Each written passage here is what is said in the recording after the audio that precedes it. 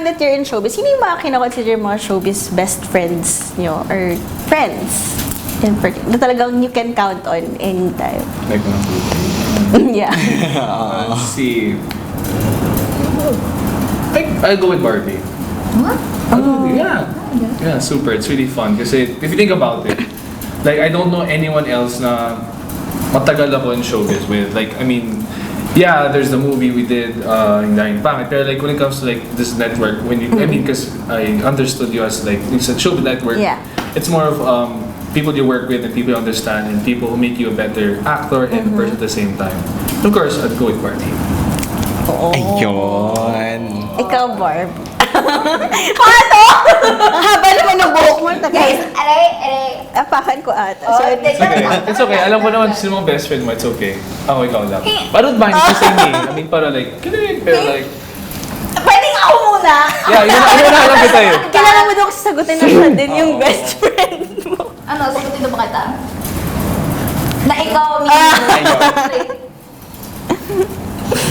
Kawala. Lutang! Hindi, si Andre din. Kasi nga hindi naman kami magiging ganitong ka-close kung hindi kami laging magkasama. Yes. So, parang naging ano ko na rin siya, sounding board. Nandi kasi, What's the sounding eto, to. Haba na. Sabi. May cat died. Si Bea. Wala akong time nun na umuwi para ilibing siya. So, sila mama lang. So, nasa set ako nun, iyak ako ng iyak. So,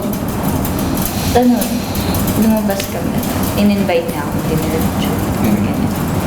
Yun. So, tinreat niya ako ng dinner. Yeah. Friendship goals.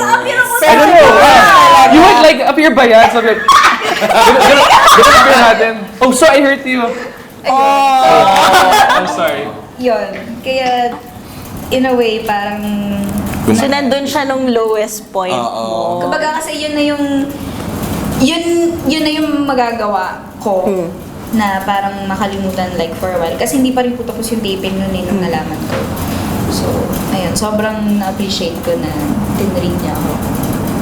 Oh. So sweet. Ikaw ba, meron ka ng something na ganyan to that extent na nagawa for Andre? Meron ba? Coffee. That's all I remember. I don't think, hindi ko nga alam kung coffee and it's more of like, here's my secret potion why I'm so energetic. It's like, okay, different container. But yeah, I mean, like kidding aside, it's more of like, I guess her presence itself means a lot na. Kasi I feel that it's just not me that gets inspired to work or gets, nakakakawa talaga yung energy. It's more of the other crew members, even Direk. Like, I thought Direk was also always quiet, but like she also is happy. And it's fun kasi like, when you see them clash or in a way na talk, sorry, in a good way, it's more when you talk or give ideas. It's like, wow, you guys are clicking, and then Barbie's so young, and then like, I know age doesn't matter, but like, it's amazing kasi Barbie can be for anyone. Like, she can connect with anyone, and that's rare for me to see. Kasi sometimes people opt not to open themselves to people they don't know yet. So that's Barbie. So like, wow, she can do that, and she can it's like mind control thing. But Ano kayo, para sino mauna? what? Like go. What? Go pick now. Go. Ang dami nilang inside jokes sa akin. What? So pick now. Go. What? One. Pick now. Isang ganun, isang bagsak lang. Ganun bagsak. One.